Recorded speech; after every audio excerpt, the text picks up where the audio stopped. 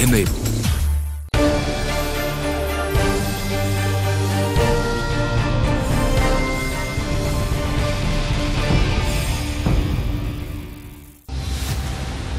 We do not inherit the earth from our ancestors. We borrow it from our children. This philosophy is true in every day and age. Yet, today consumerism across the globe is rising at an astounding speed, often without concern for future generations. As technology adds rapid pace to our lives, can we build a legacy that puts the planet before profit? Can short-term goals contribute to long-term growth? Can unconventional strategies preserve our planet for Gen Next? Can you think of steps that we need to take today in order to save our tomorrow? Join the hybrid movement. Can we, the people of India, adopt the hybrid mindset? Join us and drive change. #BeHybrid. Hello and welcome to the CNBC TV18 special. The current state of air pollution in all our major cities, not just Delhi, is dismal, fetid, putrid. We all know that. But we've all contributed to it. A mobile handset that we use, or the air conditioner in our homes, or even the cars we drive are all causing and emitting greenhouse gases. We need to face the harsh reality that the current environment mess is our own making. Remember the old saying, we did not inherit the earth from our ancestors, but borrowed it from our children. How then do we create a hybrid mindset to embrace cleaner technologies for our everyday use? This is the first of our series, India Hybrid Week, to really think about some of the things that we can do and adopt. To discuss that, I'm joined by an eminent set of panelists. With me is Harry Doll, the Director General of IPPAI. Thank you very much for joining us. Dr. Vikram Soni, UGC Emeritus Fellow, Jawaharlal Nehru University, Jamia Millia Islamia. Aditya Pundir is also here with us from the Climate Reality Project India. Next to him is Ajay Shah, the Training Head for Marketing Sales, JK Tyres. And on my immediate left is Mr. Lalit Jain, the CEO of Hydro International Solar and Wind Hindustan Power. Gentlemen, thank you very much for joining us. Let me start with you, Ajay, because as a country, we have set ourselves very, very ambitious targets. The government has gone, there's been a huge difference between the government's position in Copenhagen some years ago and government's position at the Paris climate talk. The government is trying to nudge people to sort of adopt cleaner, better energy sources, but there's often a disconnect. That's the macro picture, but at a ground level, there seems to be still a lot of disillusionment, so to speak. What are some of the low-hanging fruits that we can pluck to actually make that difference? You see, what you mentioned is very correct. There is a disconnect. At the highest level, we have the Paris Agreement. And then at the citizen level, there is a gap. There are many basics that a person can do. But the first primary thing that has to happen is awareness. As a citizen, the first thing that we must do is we must be all aware what we can contribute in our own way. Basically, it is what we are doing for ourselves. Mm-hmm. And while the government will take strategic initiatives, the government will take policy initiatives, who is going to be there to contribute to it? Right. Who is going to switch off the engines at red lights? Mm-hmm. Who is going to minimize the air conditioning? Who is going to walk that extra step? Mm-hmm. Who is going to talk to the children? And if you look at it at the lower end of the socio-economic strata, you will find that people are more worried about their livelihood. Right. He is not worried about what's going to be the air quality. He's just worried about his bread butter for the day. So we have to tell him that where it is going to damage him in the long run. You mentioned who's going to create the awareness. The gentleman sitting on your left is trying to do that. Aditya, tell us some of the initiatives, because you've been speaking and you've been holding workshops in schools, educating teachers. I mean, at the end of the day, are you seeing that sort of impact that you had in mind when you started projects like these? If you see the basis of the problem, it is the way we are consuming things because of so many people around and because of the natural systems being finite. Right. So now suddenly we are realizing that we are reaching the planetary boundaries. So the first thing I think which we have to do now is we have to create, as you say, a new hybrid mindset or a new mindset where we have to sensitize people that what all the things around you are finite. Right. So this is the first assumption which we are trying to talk to people. So we are running a teachers training program in India since 2010. We are trying to take climate education awareness and education and implication to them. And now we are also talking about Sustainable Development Goals of United Nations since last year, in the SDGs which have come. Yeah. So the whole idea now is to make children, especially the new generation, the new consumer, they should be more thoughtful consumers. They should be more consumers who know what's the right and what's wrong. Solar, wind, these are the sort of renewable energy sources that everybody talks about. The government has set these very, very ambitious targets. Government has taken a lot of steps. They have been able to reduce tariffs significantly for solar and wind, and therefore there is more adoption of solar and wind. But solar and wind both provide only intermittent source of energy. That is, you can't actually get the energy when you want. You will get energy only when sun is shining or when wind is blowing. It's dependent on... So what is happening is when solar and wind is generating, it is replacing coal-based energy, but thermal power plants are still operating at lower capacity, and therefore they are generating more emissions per unit of energy generated because they are more inefficient at that load. That's right. The need of the hour is to create green capacity rather than getting green energy, and that is possible by integrating solar, wind along with hydro. Solar, wind, hydro can combine together and replace so thermal. Treating hydro differently when it comes to, I mean, there has to be parity. There has to be parity, which would bring down the tariff, and then it can get integrated. Right. And then we will have real green source of energy. Haridol, let me get you into this conversation because you are the Director General of IPPAI. Is that I mean, do you agree with what Lalit is saying, that focus also needs to sort of go into hydro, not just on the other renewable sources of energy like wind and solar? The problem with hydro in this country, unfortunately, is that it comes around the same time. Monsoons, snow melt, summer. And by the time hydro comes, the cost of power goes down. Right. So you have an issue of making hydro plants viable, right? That's one. Second is on the solar and wind side. As you correctly pointed out, this is intermittent power. So you have sometimes wind, sometimes you don't have wind. And we do power scheduling in 15-minute time blocks. So you do need to have a backup system, which is the thermal power plants.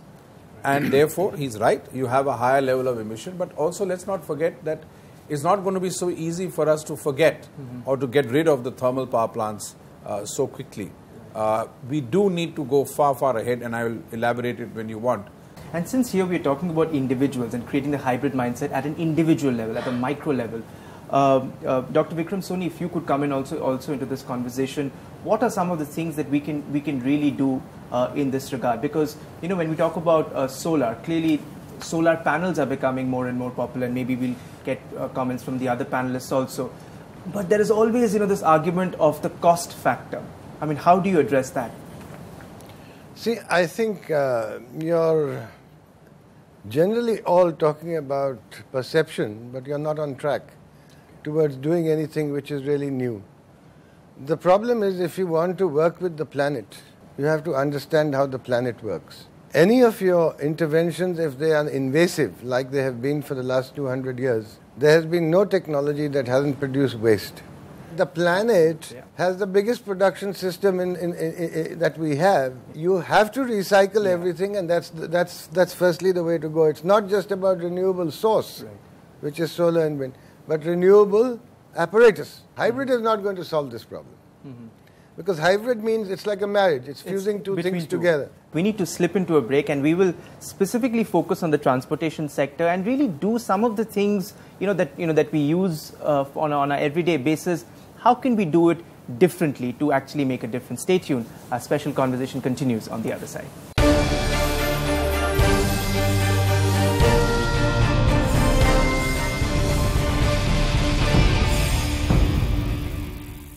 Welcome back to the CNBC TV18 special. Here we are talking about the India Hybrid Week, creating a India hybrid mindset, ways and means to really make a difference. You're from the transportation sector. Yeah. You are one of the largest tires producers in the country, JK Tires. Ajay, there's a whole larger debate, electric versus hybrid. Some would say that hybrid is perhaps a stepping stone towards something. It cannot be the end solution by itself. But many would say that hybrid perhaps will cause lesser disruption and perhaps is a more viable objective to have. Look at Japan, over 20% of the vehicles sold are hybrids at the end of the day. Well, you're right. The success of anything is affordability.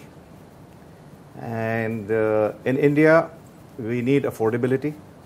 whenever you talk of hybrid vehicles today, they're still associated with a premium, right? And for electric vehicles, we need to develop a lot of infrastructure.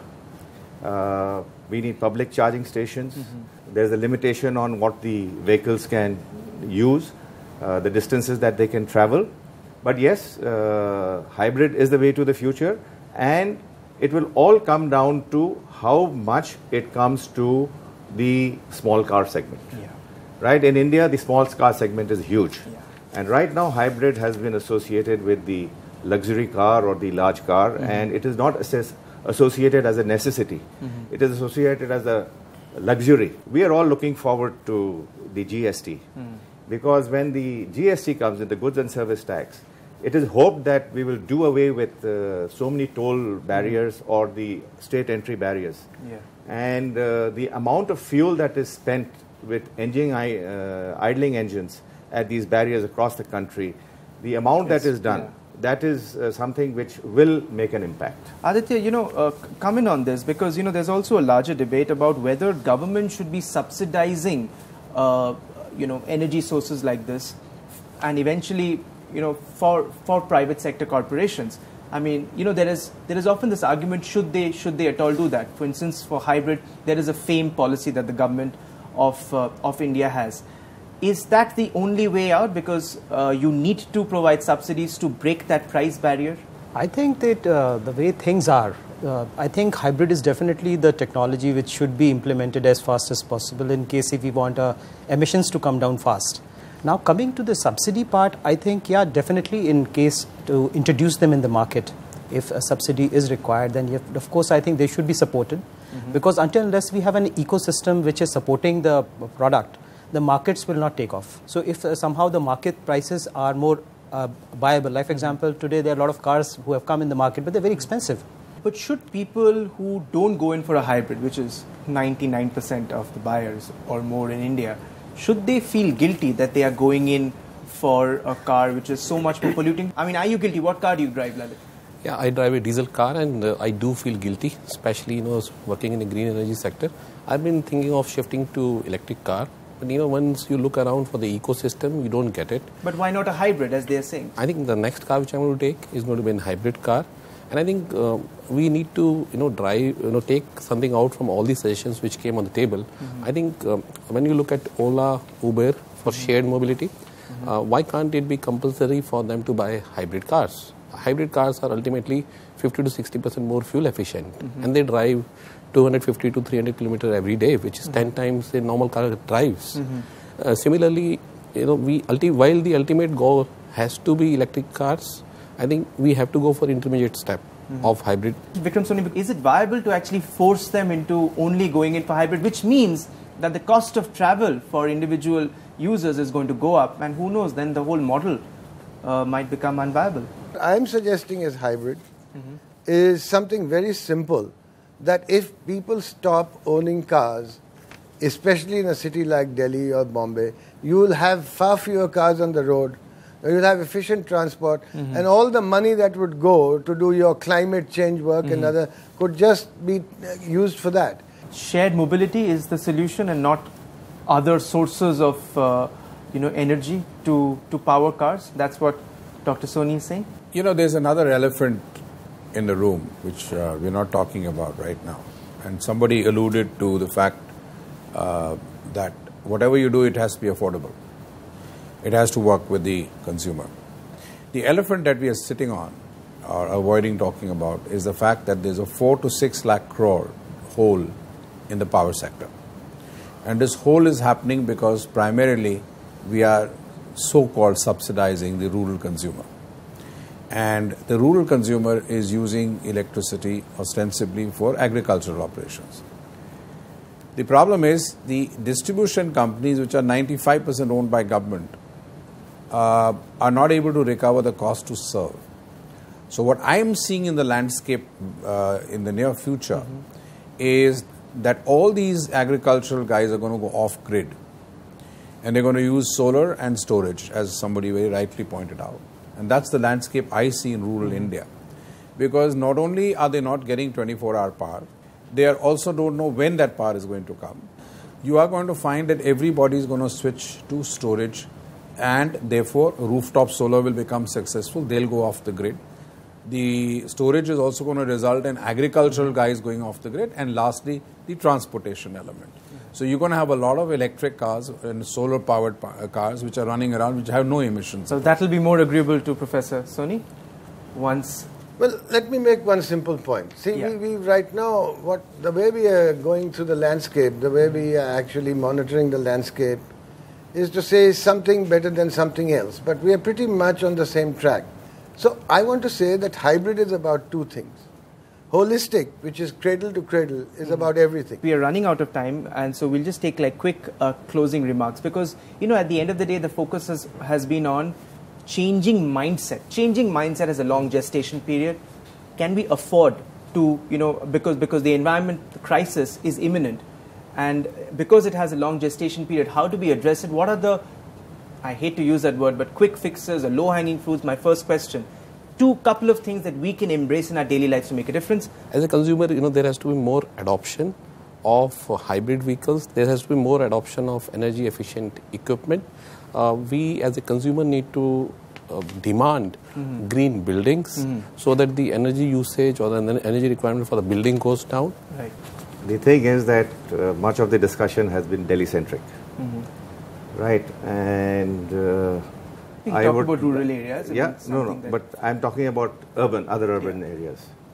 The awareness in other urban areas on all the subjects that we've talked about, shared mobility, waste management, air quality, I think that needs to improve. People are not sure. And more on the focus on the rural areas also, like this crop burning is a huge issue. And it is just about understanding what each and every person can contribute on his own rather than a strategic initiative from the top. Tied to the point of shared mobility is also public transport. How do we make public transport cool? Because that is something immediate that we can do and will not take much. Yes, definitely. Yeah, the only way I would think probably the thing is, again, you have to start making people used to, make it more comfortable for people. Like, for example, if a person travels in Delhi Metro at rush hour, he'll not like to travel it again if he has a car option. So you have to make it more comfortable. Like, for example, anywhere in the world when you travel by metros, you generally get a seat. Very rarely you stand up and travel. But in India, if you have to travel by metro, well, it's an exercise. You should be very fit to do that. So that's, I think, some of the issues. Make it more comfortable. And then when the children are young, make them used to it initially only. Dr. Soni, you laid out interesting ideas. Now tell us, when I go back home, what can I do? How can I sort of, as you said, cradle to cradle approach? Yeah, so I would say there's a larger issue here in the way you live, your living scheme. And your living scheme has to be non-invasive to the planet. And you can think about plastics are very invasive to the planet, so we should, of course, try and not use them, right? Fresh food is much less invasive. Processed food costs a lot of energy, storage. We have to go back to, in some sense, what we were doing. The whole thing is to have solutions which are non-invasive to the planet. You have to start working on something new and something that will not produce waste and something that will not harm the planet, because it took millions of years to build. It can't be humanly engineered. And what we have, and nature has been very kind to us, as a matter of fact, and we should know how to use it in a benign way. Okay. I'll give you the final word, Harry. Well, I think some of the new ideas that come out of this discussion that I'm carrying back is the first is to convert the consumer into a generator by using rooftop solar and whatever else that goes. There's something else which is very important, which was mentioned by my friend from JK Tyres, was waste management. I have seen huge amount of wastes.